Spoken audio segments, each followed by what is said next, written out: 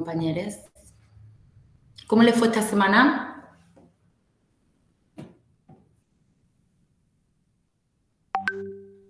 Mari, creo que estabas hablando, pero tienes el micrófono apagado. Ah, sí, pero le estaba respondiendo a mi nene, que justo me llamaba. Está bien, pensé que había respondido. ¿Cómo fue esta semana? Bien, bien. Ayer entregamos un trabajo que era tipo parcial, pero bueno, bien. ¿Un trabajo de qué? De problemática. ¿De qué? Problemática social latinoamericana. Ah, qué linda materia, ¿no? ¿Les gusta esa materia? Sí, a mí me encanta, pero no sé si es la materia, yo creo que es todo. La altura del año está matando. Sí, la propuesta de ahora es un foro. Nos sube un recurso y que tenemos que relacionar con las lecturas y las clases y, bueno, elaborar una propuesta nuestra. Está muy bueno. ¿A quién tiene? ¿A qué profe tienes, Anaí? ¿A Estela o a Marina? A Marina. Bien, bien. ¿Y entienden un poco el por qué tienen problemática social latinoamericana en la carrera de psicología? Y yo tengo por lo menos una idea. Es lo que nos atraviesa a todos. Primero, comprender desde dónde venimos, cuáles son los orígenes nuestros, de nuestro país, de nuestros hermanos latinoamericanos, y después, obviamente, eso nos atraviesa y nos crea forma parte de nuestras subjetividades, digamos. Claro. Entonces, No, sí. no es lo mismo plantear una psicología comunitaria en Suiza, por ejemplo, que plantear una psicología comunitaria en América Latina o en Argentina.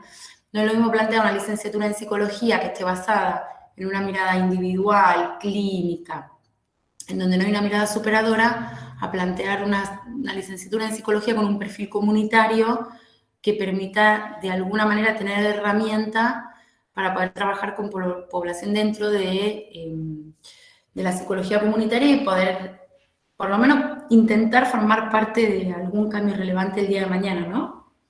Por eso está esa materia ahí, justamente. Y los profes que tienen en esa materia están muy relacionados con todo lo que son orientaciones dentro de lo que son las revoluciones en Latinoamérica, los intentos de cambio, los intentos de imposiciones de ciertos paradigmas. Tanto Estela como Marina tienen muchísima investigación en el área. Y me parece que para mí es una de mis materias preferidas de vuestro plan.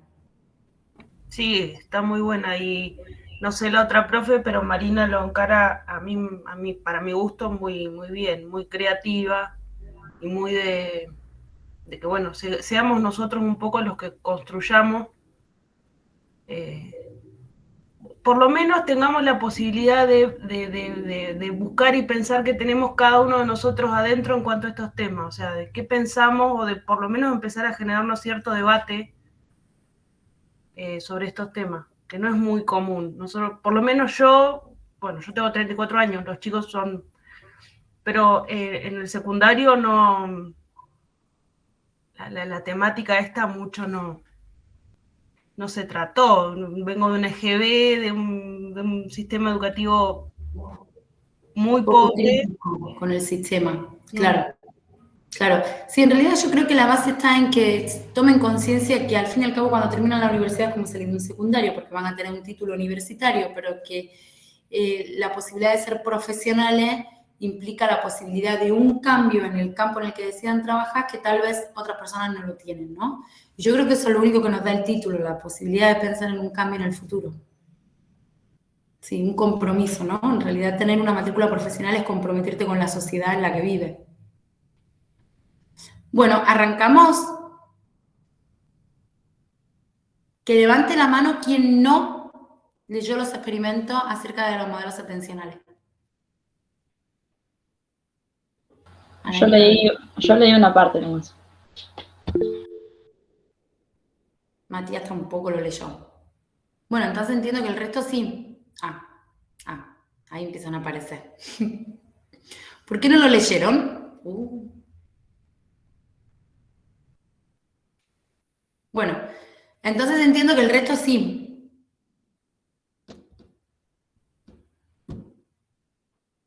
¿Por qué no lo leyeron? ¿No tuvieron tiempo? Que era una de las En mi condiciones. caso sí. En mi caso siempre trato de leer todo, pero no llego. Y bueno, ahora además empecé a trabajar, entonces como que tengo menos tiempo todavía que antes.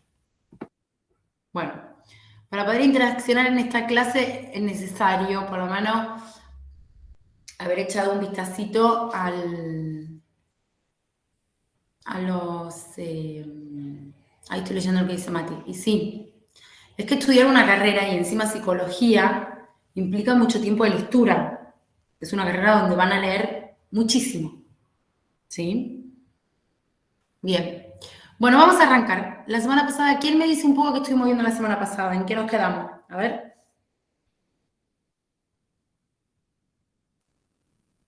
¿Quién me ayuda?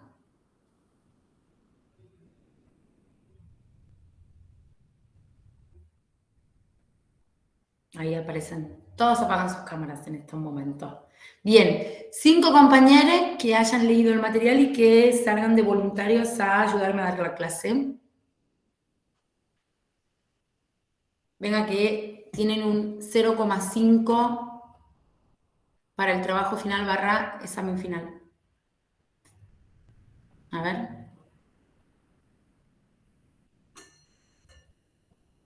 ¿Quién quiere un 0,5? Que haya leído el material. Yo no lo terminé, profe, completo el material, pero bueno, en la clase pasada estuvimos charlando sobre la atención. Bien, y nos quedamos en que íbamos a tratar de ver y que ustedes iban a tratar de leer un poco acerca de los modelos de filtro, ¿verdad? En realidad vamos a ver 3 modelos. Los modelos de filtro, los modelos de capacidad que surgen como una alternativa superadora a los modelos de filtro y los modelos de respuesta o de limitación de respuesta, que son los de Parley. En realidad lo que plantean, cada modelo que vamos a ver de estos 3, en el orden en el que lo vamos a ver, son respuestas que tratan de superar a los modelos anteriores y a las teorías anteriores, ¿vale? ¿Alguien leyó algo acerca del priming? Bien. Va a obligar a traerme la pizarra, me parece.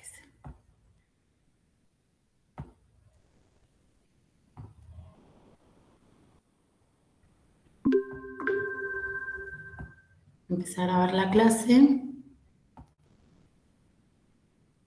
¿Están todos pudiendo ver el PowerPoint? Sí, ahí sí se ve, profe. Sí. Lo que voy a hacer yo es apagar mi cámara. Perfecto.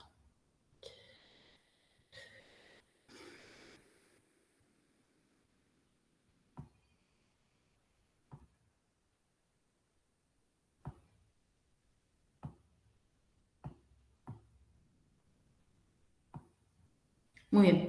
La semana pasada entonces estuvimos haciendo un rastreo acerca de cuáles son los componentes dentro del mecanismo, de los diferentes mecanismos del sistema atencional, y hoy vamos a tratar de navegar un poquito por encima con el compromiso de que ustedes van a tener que leer los experimentos para poder cerrar este tema, acerca de los modelos teóricos que explican cómo funcionan o cómo se entrelazan esos mecanismos que estuvimos viendo la semana pasada.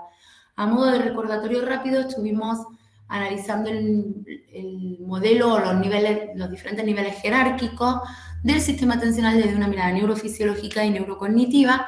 Hoy nos vamos a centrar en todo lo que son modelos de la teoría, ¿vale? Dijimos que teníamos 2 tipos. Dijimos que dentro de los modelos de filtros que concebían a la atención como un filtro que permite que alguna información ingrese como input y sea procesada de forma consciente y otra información quede no procesada, teníamos 2 tipos de modelos, los modelos de filtro de selección temprana y los modelos de filtro de selección tardía. Ambos modelos, los modelos de filtro, en realidad los 3 modelos que vamos a ver hoy, lo que tratan de dar una respuesta es al problema de la selectividad atencional, es decir, dentro de lo que estuvimos viendo y de la definición de atención selectiva, ¿cómo selecciona el sistema atencional? ¿En base a qué características? ¿Qué tipo de estímulos? ¿Qué intensidad requiere un determinado estímulo, un determinado pensamiento para ser procesado de forma consciente a partir de su significado. Todo lo que no tiene esa intensidad afecta a nuestra conducta. Entonces, estos modelos en realidad vienen a desarrollar o plantear o dar una respuesta a este problema de la selectividad atencional, ¿vale? Los modelos de filtro, entonces, para la atención, dentro de los modelos de filtro de selección inicial, vamos a tener fundamentalmente dos grandes teóricos, uno es Broadbent y otro es Streitman, mientras que en las teorías de selección tardía vamos a tener a Norman y Salis. Después, dentro de los modelos de capacidad de atención, vamos a ver el modelo de Kahneman con todo su esquema, y después vamos a ver el modelo del cuello de botella de Pachler, ¿sí? A ver, ¿por qué no puedo pasar la diapositiva? Vamos entonces a entender un poco qué quieren decir los modelos de filtro, de selección inicial. Para este tipo de modelos, la atención, como les decía, es un filtro, va a canalizar o va a generar el input de alguna información, pero no de toda, porque sostenemos que tenemos un sistema de capacidad limitada. Entonces, dentro de ese sistema de capacidad limitada, los estímulos que entran van a ser procesados por las características físicas en la memoria sensorial. Solamente aquel estímulo que es atendido de forma consciente es aquel que será procesado por su significado, mientras que el resto de los estímulos no van a alterar o no van a tener una implicación o no van a afectar a nivel conductual, ¿vale? Este modelo es desarrollado por Broadbent en 1950, él plantea que el primer modelo de filtro Él plantea el primer modelo de filtro atencional considerando la atención como un interruptor de encendido o apagado. Y esto es, aquello que entra por el filtro será atendido o será procesado de forma consciente a partir de su significado. Todo lo que quede del otro lado del filtro no será atendido. Por tanto, es un modelo que se plantea como un todo o un nada, ¿sí? Para este modelo, la atención sirve como un input sensorial, otorgando un significado y dejando el material disponible a la conciencia. Recuerden que nosotros en la clase pasada habíamos dicho que tanto a nivel neurofisiológico como a nivel neurocognitivo, cuando estamos hablando de un sistema atencional o estamos hablando de vigilia o de arousal o de procesar información, para poder hablar de atención tenemos sí o sí que poder entender y representar que también estamos hablando de conciencia, ¿sí? Entonces, la atención dentro sobre todo de la psicología cognitiva más básica, es considerada el espacio en donde se procesan estímulos de forma consciente, ¿sí? Cuando el filtro, cuando la información supera este filtro, esa información va a ser procesada a partir de la memoria a largo plazo y de su significado, mientras que todo lo que no entre o no ingrese como input no será procesado según su significado. Por eso se dice que es un filtro on-off, ¿de acuerdo? A ver, ¿por qué alguien vino? Bien. Por su parte, el resto de los inputs no atendidos serán bloqueados o filtrados del procesamiento consciente y quedarán en un espacio que no será procesado y por tanto no es, ¿vale? Por tanto, solo la información seleccionada por la atención puede afectar a la conducta para los modelos de selección temprana. Por eso se llaman temprana, ¿vale?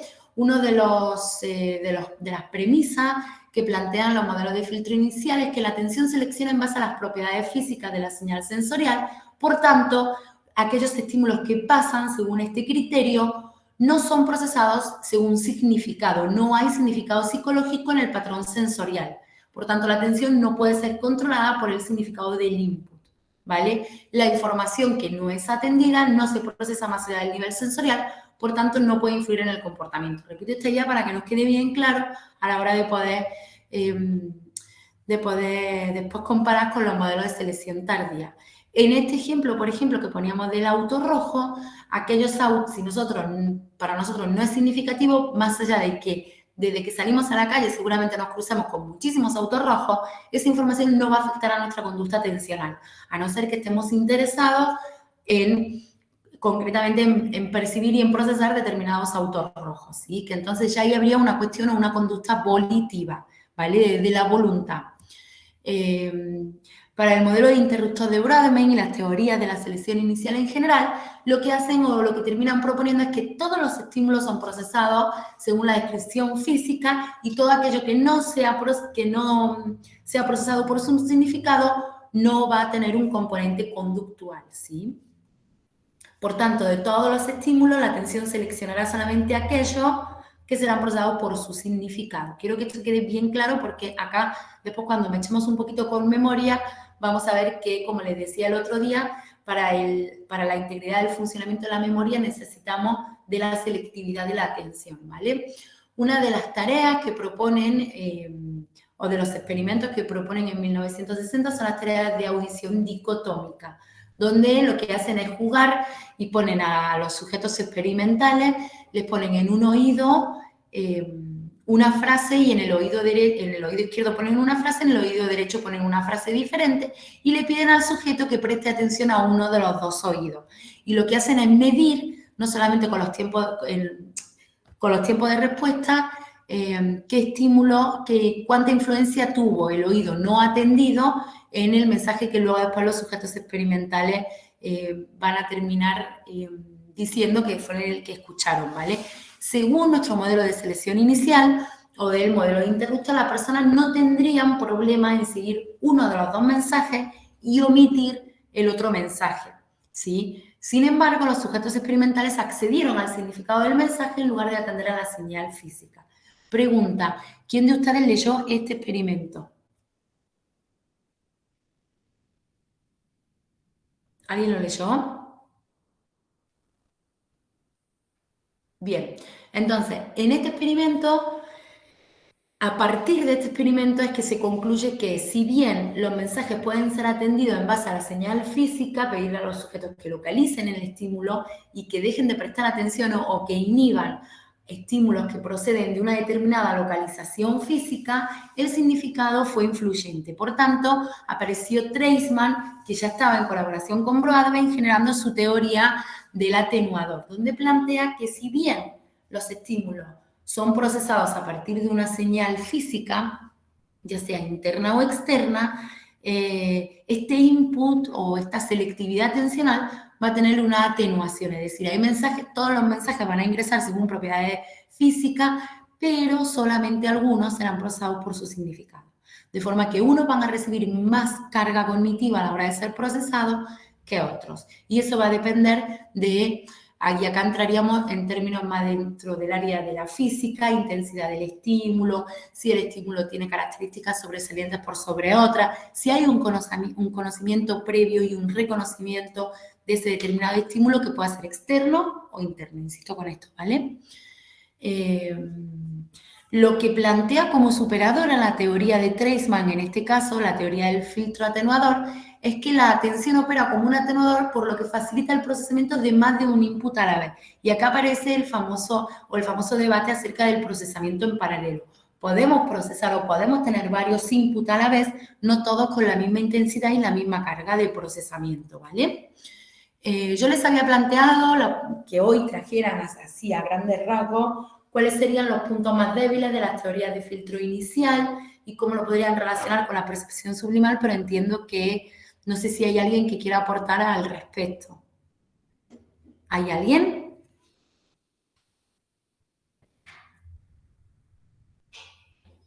Bien. Yo les recomiendo que para poder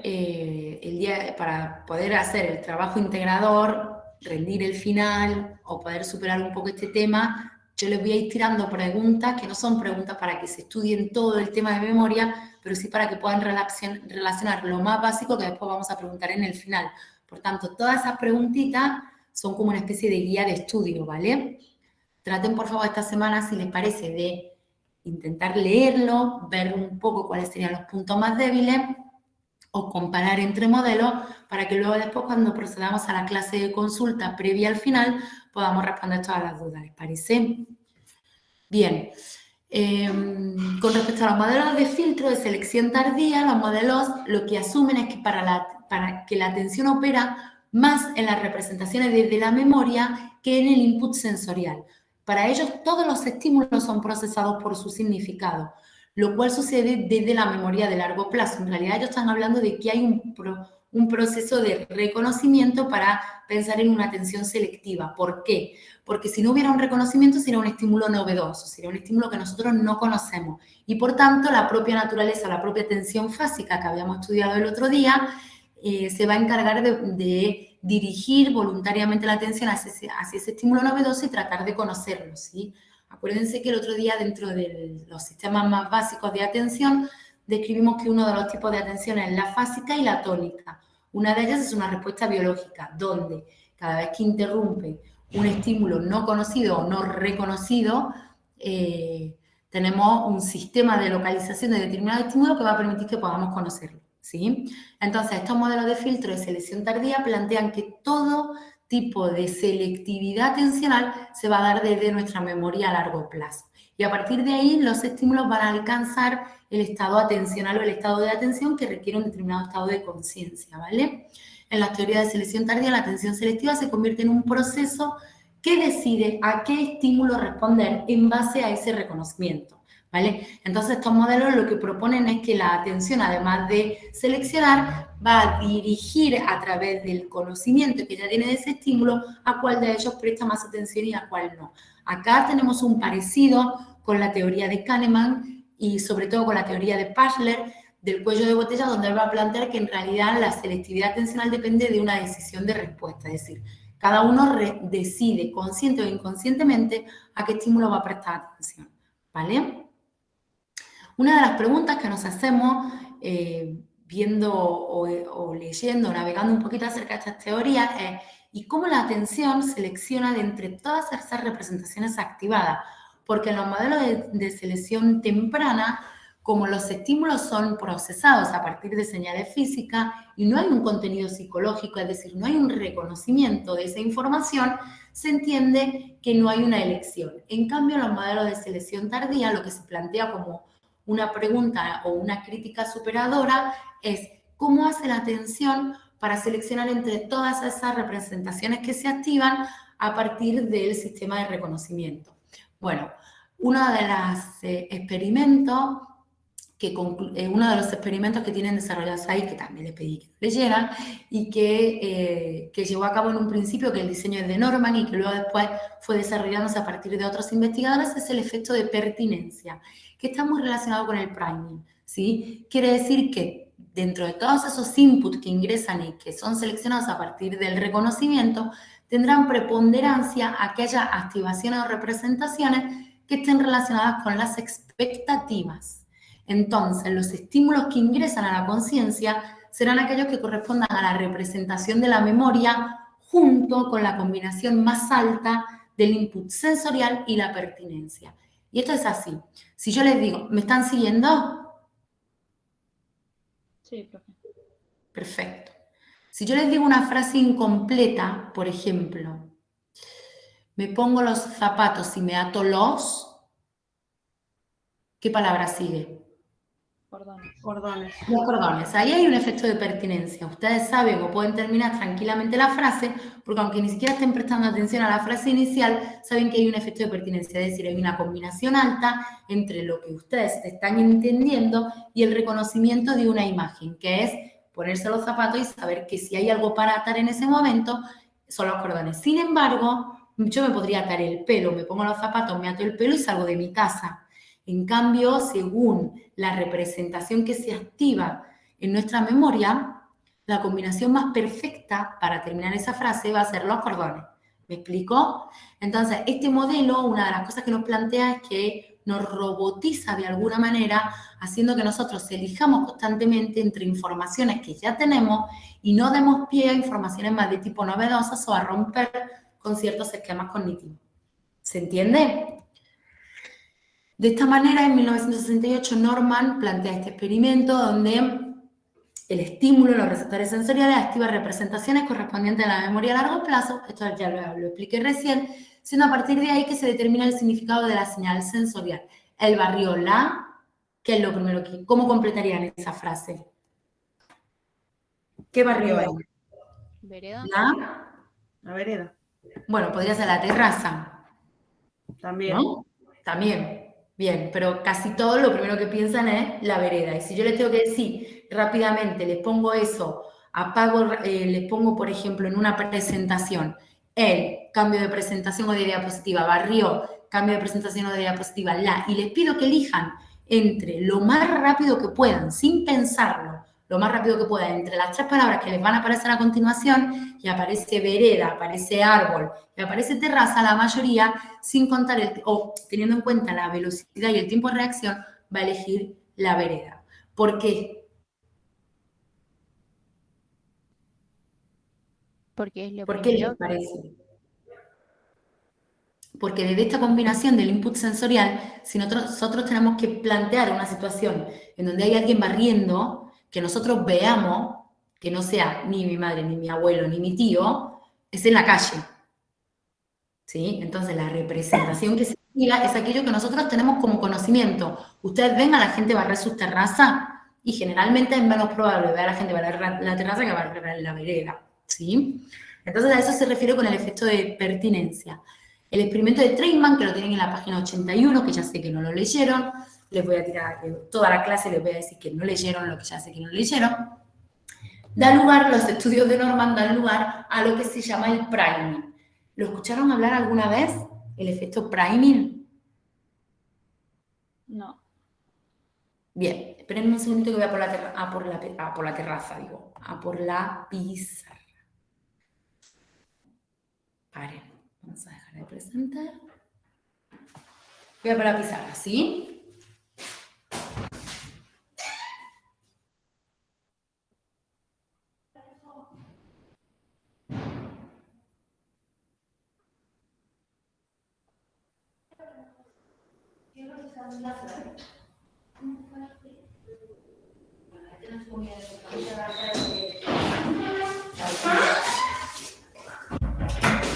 Bueno, ¿están todos ahí?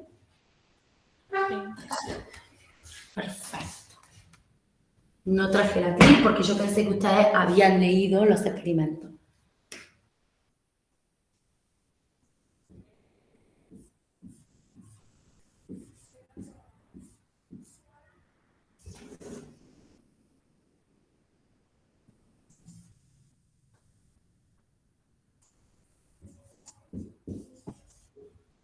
Puede ser, porque me quedé pensando en si lo escuché en algún momento y tengo la idea de que sí. Puede ser que esté relacionado a algo de las campañas electorales o las propagandas. Sí, claro. Así es. Sí, la percepción subliminal juega con nosotros. Si nosotros vamos al cine, sobre todo al principio, sobre todo en la década de los 90, donde se difundió muchísimo, sobre todo en Europa, los estudios y los laboratorios de psicofísica y empezaron a estudiar acerca de la percepción subliminal y la atención subliminal. Obviamente el marketing, ustedes saben que vivimos en un sistema hegemónicamente capitalista, todavía. El marketing usaba todo este tipo de experimentos y, por ejemplo, uno de los grandes magnates del mundo que lo usa es la Coca-Cola. Uno entraba al cine a ver la película y cuando terminaba la película se iba a tomar una Coca-Cola. Hoy ya te la ofrecen antes de entrar.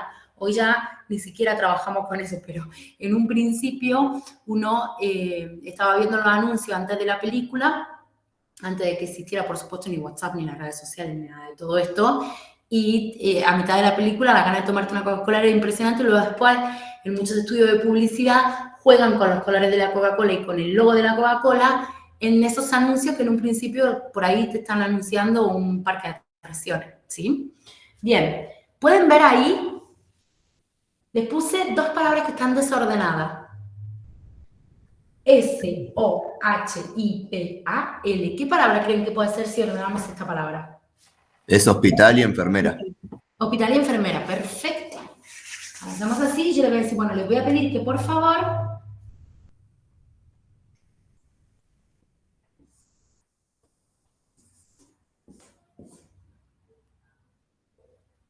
me digan qué palabra es esa. Doctor. Claro. Ahora, has tenido, si yo mido en los tiempos de reacción, lo que viene a decirnos el experimento del priming es que la palabra doctor la vas a encontrar, la vas a poder organizar en un tiempo de reacción y de respuesta mucho mayor al de enfermera y hospital, porque tiene un efecto de pertinencia, ¿sí? Porque tiene un efecto en donde la primera información que vos ordenás te va a influir en la percepción y en la selección que vos hagas de la tercera, cuarta o quinta que estén relacionadas, ¿sí? Es como el efecto de pertinencia, pero esto se llama priming semántico. Y pasa, también hay priming que son visuales y hay priming que son auditivos, ¿sí? Cuando uno tiene varios estímulos que están relacionados semánticamente, después aparece una hilera de diferentes... Yo ahí tendría que haber puesto la palabra doctor, la palabra árbol y la palabra palmera, ¿sí? Y vos hubieras visto antes la palabra doctor, o hubieras reconocido antes la palabra doctor que la palabra palmera y árbol, ¿sí? Porque hay un priming, hay una facilitación de la atención selectiva o del procesamiento consciente de esa palabra antes que el resto, porque árbol y palmera no tienen nada que ver con hospital, enfermera y doctor, ¿sí? A eso se refiere los estudios y los experimentos de priming semántico, que es aplicable a la mayoría de las modalidades del procesamiento de la información. Y en realidad la palabra priming es facilitación. Y acá hay un juego súper interesante que no lo tenemos en el material, que yo se los tiro, y es que cuando luego después en neuro tengan la oportunidad de ver los sistemas de memoria, qué tipos de memoria hay, más allá de que tal vez acá hagamos un recorrido así muy rápido, porque nosotros acá vamos a ver modelos teóricos, no vamos a ver tipos, ni lo vamos a ver de esa mirada, pero uno de los tipos de memoria es la memoria automática, que no requiere un procesamiento consciente, que no requiere de una atención consciente, una vez que ya se adquirió cierta tarea. Por ejemplo, caminar, hablar, nadar, montar en bicicleta. Y eso depende de un área específica, que son ganglios basales y cerebelo. Y dentro de las facultades o dentro de lo que se considera como automático está el priming. Es decir, que en la mayoría de los manuales, más nuevos sobre todo, que dividen o clasifican a los tipos de memoria, cuando lo clasifican en base al tipo o a la naturaleza de la información que se almacenan, para ahí lo leo que si no me desconcentro, está el priming, están las habilidades motoras, las habilidades finas, el armado de rompecabezas, y está el efecto de priming, es decir, que hay un aprendizaje, nosotros terminamos aprendiendo a adelantarnos y a percibir antes todo aquello que nos facilita cierto tipo de información. ¿Sí? ¿Me expliqué? Sí, profe. Claro, claro, es una facilitación. Por eso yo les pedí, no lo voy a decir más, que leyeran los experimentos y que me pudieran decir qué relación tienen los modelos de selección temprana con la percepción subliminal. Porque ellos plantean algo así. Ellos lo que están planteando es que la selección de los estímulos se hace en base a características físicas y no tanto de significado. Cuando pasa que acá estamos, justo los ejemplos que yo les puse son bastante semánticos. Cuando yo les digo, me pongo los zapatos y me ato, ustedes dicen los cordones, en lugar del pelo, hay una facilitación, hay una percepción subliminal, hay un aprendizaje rápido en donde van a aparecer ciertas representaciones mentales antes que otras, sin tener en cuenta el significado. ¿Sí? Esa respuesta fue a partir de características físicas y no de significado. Claro, eso es lo que plantean, eso que estás planteando, Matías, recién, es lo que plantean los modelos de selección temprana, ¿sí? Que igualmente sabemos que no tienen todo, saben que en teoría no todos los modelos tienen, si bien hay algunos que son hegemónicos, todos son vulnerables a la hora de poder criticarlo y plantear teorías que sean más superadoras, ¿sí? Volvemos a nuestra diapo.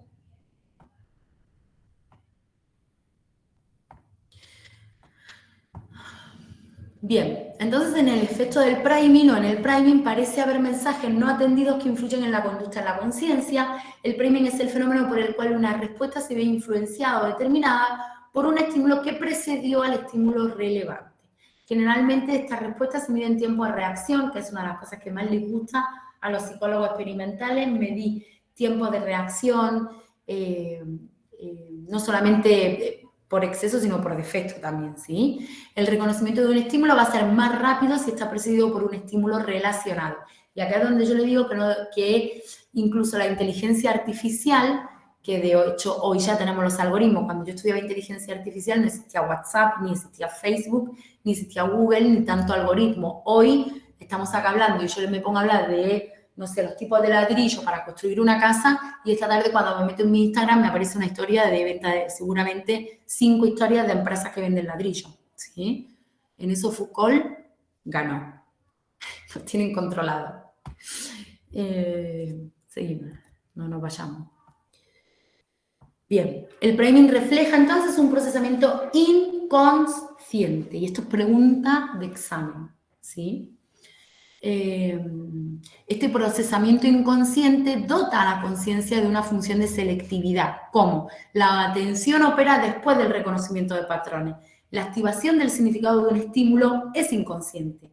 Cuando ustedes dicen cordones, ustedes no lo dijeron de forma consciente. La pregunta acá, que después lo vamos a ver en la teoría de Pachler, es si esa selectividad inconsciente, si en esa selectividad inconsciente hay toma de decisiones. Si uno toma decisiones realmente, aunque sea de una forma inconsciente. Y eso me parece que de todo lo que vayamos a ver es lo más interesante, ¿sí? Yo después me voy a anotar para pasarles algunos papers y algunas investigaciones acerca de la toma de decisiones inconsciente y de cómo nosotros tenemos tendencias conductuales y psicológicas a ciertas decisiones o selectividades que ya fueron tomadas hace mucho tiempo atrás de forma consciente. Cuando uno muchas veces duda y duda y duda, ya tomó una decisión, ya sabe qué decisión tomó, ¿sí? Aunque todavía no lo hizo consciente, aunque todavía no se acomodó, no se asimiló. Pero generalmente la toma de decisiones es mucho antes de que seamos conscientes, ¿vale? Y ahí me fui un poco a un tema un poco más profundo, más complicado, que es la toma de decisiones y la cooperación social,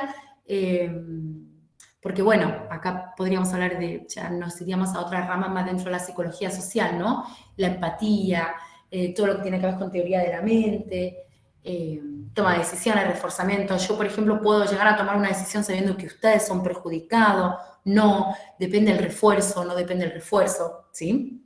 En cuanto de todo eso, la atención selecciona qué me conviene y qué no me conviene atender, ¿vale? Bien, la atención funciona para seleccionar entre los significados activados, permitiendo así que solo una cantidad de información esté disponible a nuestra conciencia. Y en este caso, esa cantidad de información está dada en forma de representación a partir del significado, de representación mental, ¿vale? ¿Vamos bien?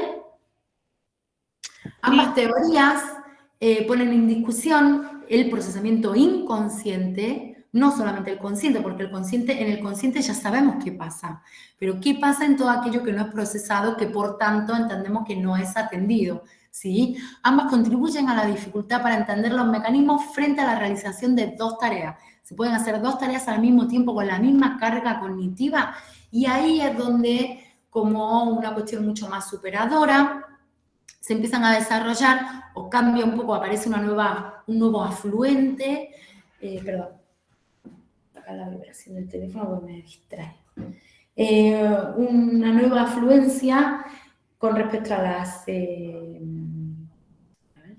paren, ahí está. Con respecto a la mirada, frente a los modelos teóricos de la atención, en donde lo que se plantea es vamos a llevar la selectividad de la atención a la carga que genera en el procesador, más allá de que sea consciente o inconsciente, y si se pueden procesar al mismo tiempo diferentes inputs que afecten al mismo tiempo a nuestra conducta. Entonces aparecen lo que se llaman los modelos de capacidad de atención, que de alguna manera lo que postulan en su base es que nosotros tenemos un sistema altamente limitado y que la atención es un proceso que asigna recursos o capacidad hacia varios inputs. O sea, que ya la atención no solamente selecciona de una forma consciente versus inconsciente, sino que de una mirada un poco más de arriba, la atención lo que hace es asignar recursos a determinado tipo de tareas. ¿Qué tareas creen que requerirán mayor recurso atencional?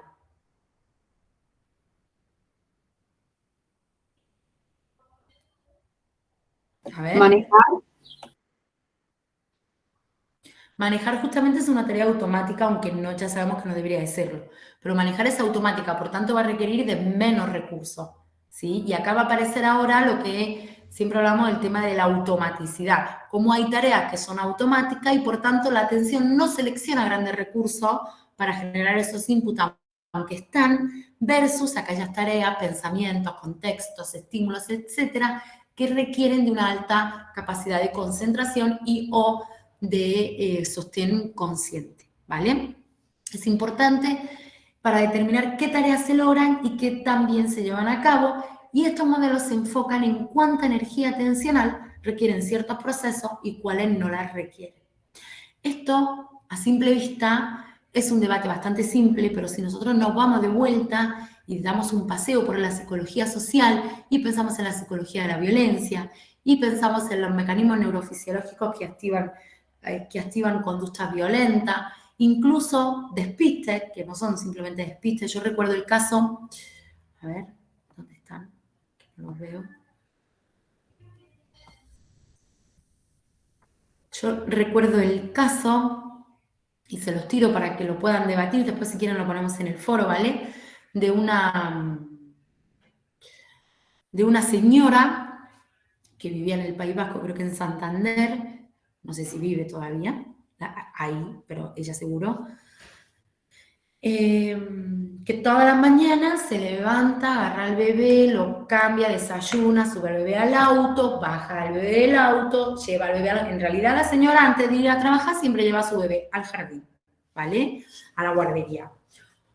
En un fin de año bastante ajetreado, porque esta señora tenía un cargo muy importante en una empresa multinacional, entonces estaba con muchísimo lío de trabajo. Una mañana, no sé, no fue fin de año porque era verano, a mitad de año. Una mañana hace la misma rutina de siempre, se levanta, se cambia, prepara el bebé, desayuna y se va.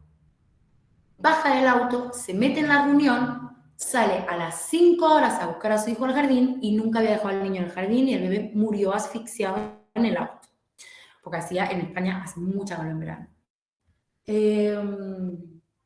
Entonces, bueno, frente a casos de este tipo es cuando uno, ¿no? O, por ejemplo, la inteligencia artificial que en un principio se creó, se desarrolló para poder generar dispositivos que simularan a los misiles en la Segunda Guerra Mundial, ¿vale? Hay un montón de casos en donde tenemos que mirar desde la psicología social para poder entender la importancia de por qué hacemos lo que hacemos y cómo lo hacemos, ¿vale? Y qué pasa cuando no lo hacemos.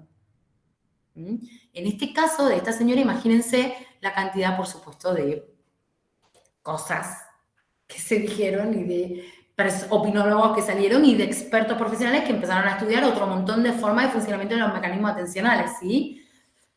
Y uno podría decir, joder, qué locura, a mí eso no me podría pasar nunca. Bueno, podría pasar, ¿sí?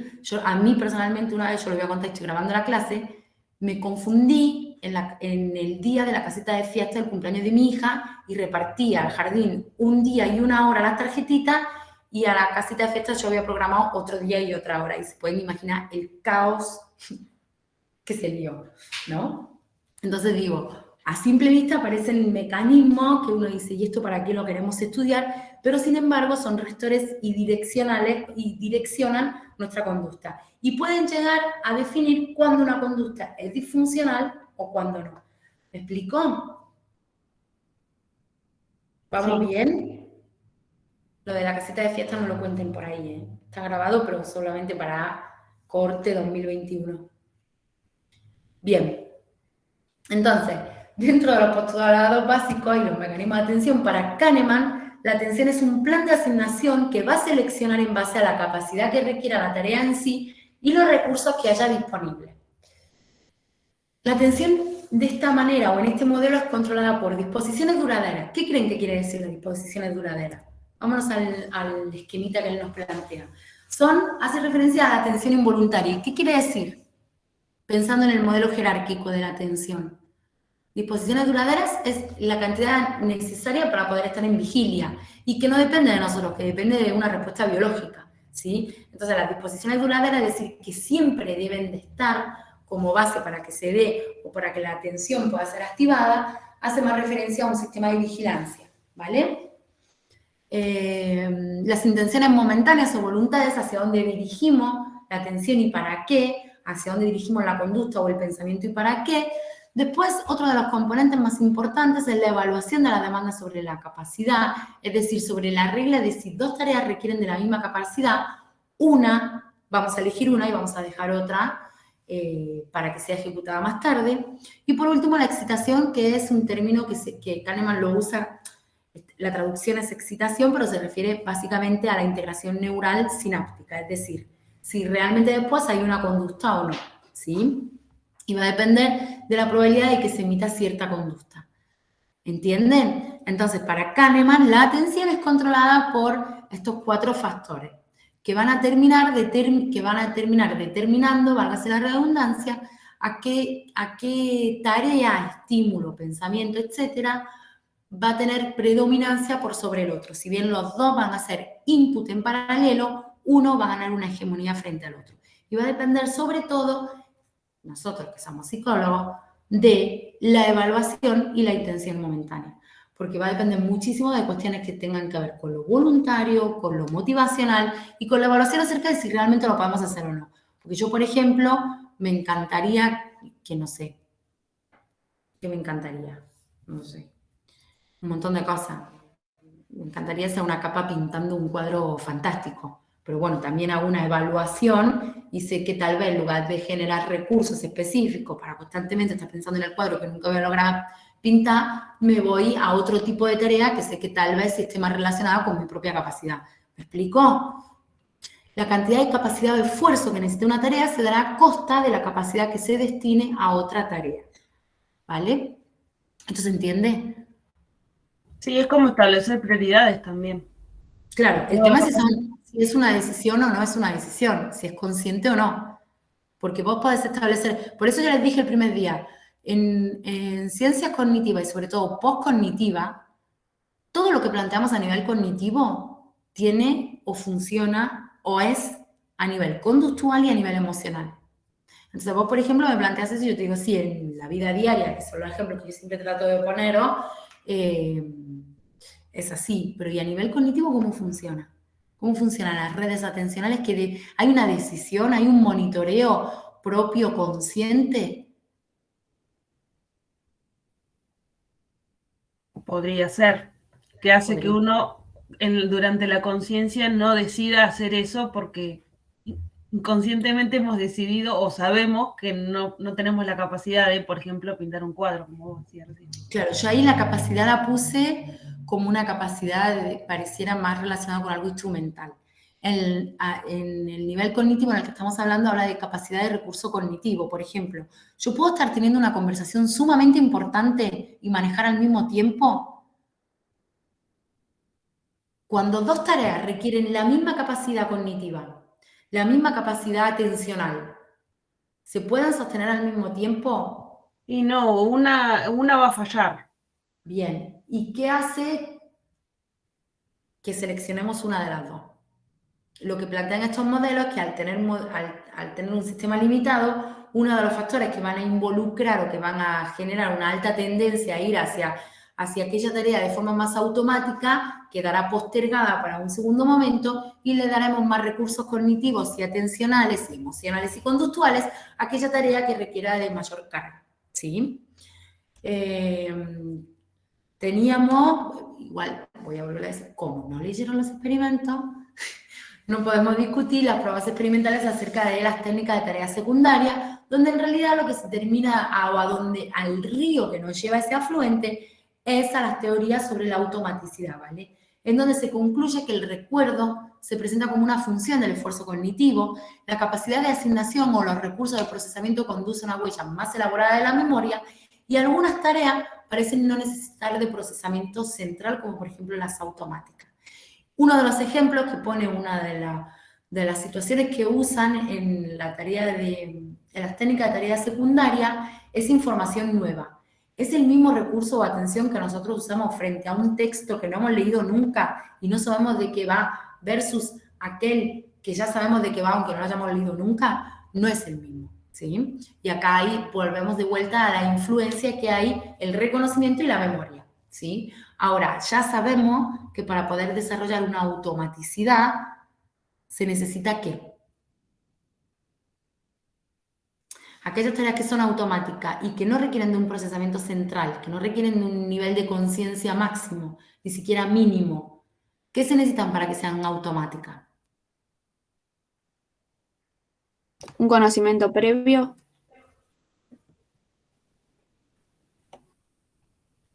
A ver. Un conocimiento previo, no necesariamente, porque tú, por ejemplo, tú me puedes decir, Almu, ¿cómo se hace una tortilla de patata? Y yo te lo puedo mostrar, yo te mando un video. Pero hasta que no vayas y haga la tortilla de patata, no sabes si sabes. Hay compañeros Una experiencia. que están poniendo práctica, Claro, están poniendo. la práctica, Claro. fundamentalmente la práctica, que en realidad es la primera vez que se realiza una determinada práctica, vamos a tener exclusivamente componentes atencionales, mientras que la segunda, la tercera, la cuarta, la quinta vamos a tener exclusivamente componentes no centrales, sino periféricos, componentes del sistema de memoria y de búsqueda de estrategias de información ya almacenada y no central. ¿Me explico? Entonces, dentro de las teorías del procesamiento automático, se determinan aquellas tareas que pueden ejecutarse sin control de la atención, que por tanto podríamos decir que se hacen de una forma automática o inconsciente. ¿Es lo mismo? La automatización incrementa la eficiencia en la ejecución y algunas de las características que se plantean a partir de estos experimentos de los procesos automáticos es que ocurren sin intención, no están a disposición o no están a disposición de la observación consciente y no necesitan de la capacidad consciente para poder realizarse. Por ejemplo, hablar o caminar. Cuando nosotros caminamos, en realidad, ¿cuánto tardamos en aprender a caminar? Años. Y en caminar bien, sin chocarnos, sin lastimarnos, sin caernos, bastantes meses desde que nacemos hasta que aprendemos a caminar, ¿vale? Cuando nosotros ahora que sabemos caminar, nosotros no pensamos cómo tenemos que poner un pie y que un pie va delante del otro y que hay un eje rotatorio y que una mano acompaña a la otra y que hay un movimiento o una corea en la marcha y que la marcha se produce de una determinada manera que si nosotros no hiciéramos esa conjugación de movimiento, no estaríamos caminando, ¿sí? Es algo que ya está totalmente automatizado, a excepción de que, por supuesto, se vuelva para atrás por algún tipo de lesión o de pérdida de información, ¿sí? Entonces, el paradigma experimental, en estas teorías, el paradigma experimental también hace referencia a las técnicas de doble tarea. Si una tarea en particular se puede ejecutar junto con otra de la misma manera que cuando se realiza sola, se asume que esa tarea no requiere capacidad. Entonces, si nosotros estamos frente a dos tareas dos tareas específicas, ¿vale? Y una de ellas se puede ejecutar de la misma forma que se ejecuta la otra, no va a haber limitación de la capacidad. Por tanto, no va a haber selectividad. Por tanto, ¿hay conciencia? Esas son las preguntas que yo les voy a pedir que, por favor, se lean los experimentos. Conclusiones de estos modelos experimentales: la repetición es importante y se requiere de capacidad atencional, se requiere de atención selectiva, ¿vale? Por eso volvemos de vuelta a la necesidad de entender ciertos mecanismos atencionales para luego después poder desarrollar ciertos mecanismos del almacenamiento de la información. ¿Ustedes recuperan información de forma consciente?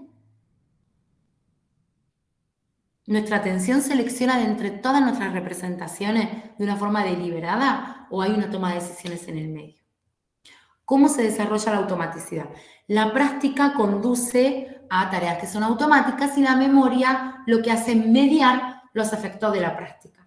Obviamente, si tenemos una lesión hipotalámica o tenemos dificultades en la memoria a corto plazo, por más práctica y selectividad atencional que tengamos, la tarea no va a llegar a consolidar, la información se puede consolidar, pero tal vez no en una determinada modalidad y sí en otra, ¿vale?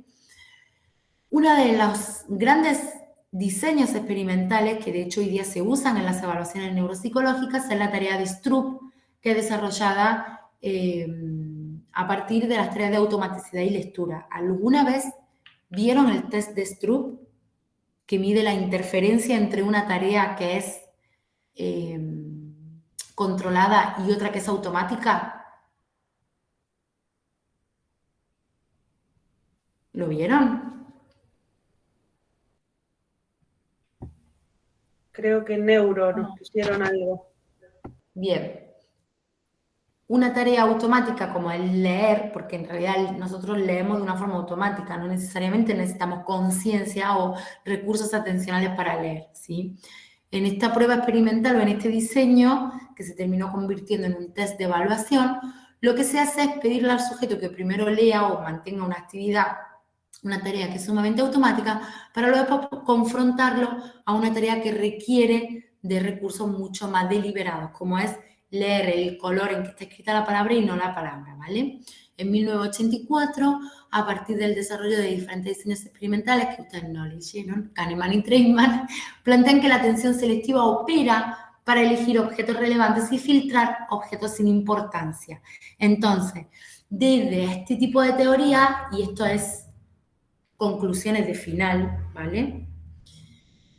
Lo que están haciendo en realidad, terminan distinguiendo entre procesos que son controlados por la atención para poder percibir diferentes objetos versus procesos automáticos que no distinguen entre objetos, sino que distinguen entre propiedades de un determinado objeto. Y esto es, si yo les digo, ¿qué es esto? Esto es una pava y esto es un mate. Eso es una distinción controlada, ¿vale? Ahora, si yo les pido que ustedes definan las partes de una pava, no necesitan tener la pava enfrente para poder distinguir o discriminar cuáles son las partes de una pava, ¿sí? No requiere un contenido semántico consciente, ¿vale? Y dentro de este mismo baile, en este mismo año, Pashler arroja, por decirlo de alguna manera, su teoría acerca del cuello de botella, en donde él plantea que esto que yo les vengo tirando a lo largo de los diferentes modelos, que en realidad a la hora de poder seleccionar, ya sea de forma consciente o inconsciente, una determinada tarea, hay un componente en donde tiene muchísimo peso la decisión que nosotros tomamos acerca de qué vamos a seleccionar para poder sostener la atención, ¿vale? La investigación de esta teoría muestra una restricción importante del pensamiento y la acción. Sugiere que la limitación del procesamiento que busca la investigación relativa a la atención recae en la conexión de la percepción con la acción apropiada. Y esto es, si lo que yo estoy viendo me cierra con la idea que yo tengo, la motivación que yo tengo y en la representación que en ese momento está ganando frente a los diferentes efectos de pertinencia, etcétera, etcétera, va a haber una mayor tendencia a decidir qué aspecto, input o pensamiento seleccionar para atender y a ser consciente versus que si no lo fuera, ¿vale? Hay 3 componentes básicos para la teoría de Pashler que según él cualquier tarea requiere para que sea un pensamiento y o una acción. Uno, un análisis perceptual, es decir, toda tarea, acción o pensamiento requiere de un análisis perceptual que puede ser consciente o inconsciente. Ya vieron teorías acerca de la percepción y sabemos que hay estadios que son aperceptivos, ¿vale? Una decisión de respuesta y una producción de respuesta. Frente a 2 tareas simultáneas, se han de dar estos 3 componentes para que sean 2 tareas simultáneas de forma o que tengan un componente atencional, ¿sí? El componente 2, es decir, el componente de decisión de respuesta, va a ser el factor limitante o el cuello de botella que determine si va a haber una producción de respuesta o no. Es decir, si ese estímulo, pensamiento o acción pasa el filtro, se convierte en un input y termina siendo procesado conscientemente o si no, ¿vale? Dentro de la teoría del cuello de botella de Pashler también se desarrollan diferentes experimentos, yo les voy a pedir que los lean y que hagan un mapa conceptual de los mismos porque la aprobación de alguna manera del tema de atención va a ser más sobre eso que sobre todo esto que yo les voy explicando, que está basado en los experimentos, ¿vale? En los diseños experimentales.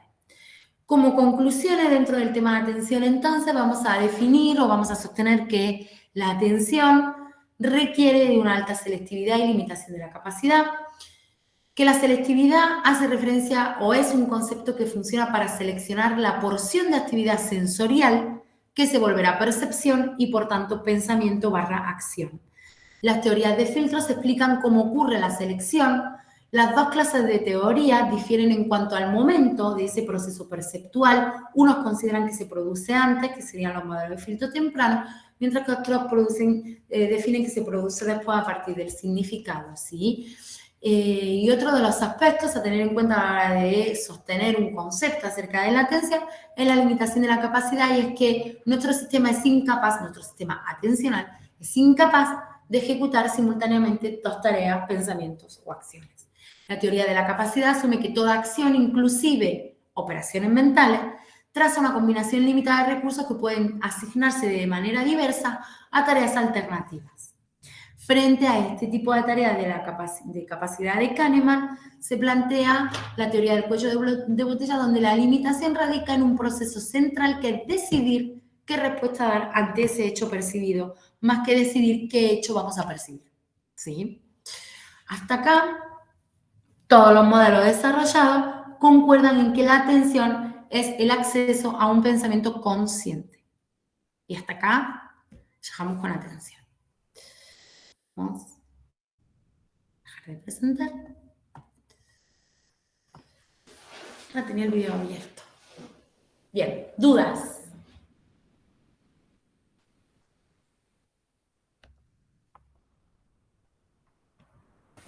Sí, profe, por ahí no es tanto con el tema de la atención, pero sí quería ver si podía darnos un pantallazo de cómo tendríamos que hacer el trabajo final. Perdón, Facundo, no te entendí. ¿Cómo tendrían que hacer qué? Era que si nos podía dar como un pantallazo de cómo tendríamos que hacer el trabajo final. El trabajo práctico para poder pasar esta segunda parte, que sería atención-memoria, o sea, la otra parte que no fue lo que entró en el parcial, ¿vale? Y poder llegar al final, todavía no lo hemos definido con Fabri. Yo todo lo que les voy tirando en clase, vamos a tener 4 encuentros, este es nuestro segundo encuentro. Yo les voy a pedir que lean el material, porque si ustedes vienen a clase sin leer aquello que les pido, es mucho más, te va a costar mucho más poder generar una hoja de ruta. Yo les tiré algunas preguntas y les tiré a lo largo de la clase algunas cuestiones que son claves para poder prepararos el final, ¿sí? De una manera integrando conceptos, no aprendiendo de memoria. Por ejemplo, las diferencias experimentales entre los diferentes modelos teóricos que hemos visto acerca del funcionamiento atencional. ¿Sí? ¿Dudas acerca de la teoría?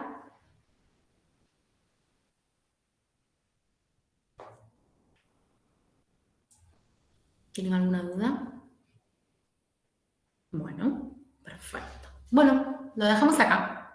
La semana que viene empezamos memoria. Recuerden que luego después vamos a tener una clase de consulta. Vamos a tener 2 encuentros más con memoria y luego después una clase de consulta seguramente con Fabricio de cara al examen final. Así que todavía no tenemos la fecha, pero ya mismo se prende el horno de la fecha. ¿De acuerdo?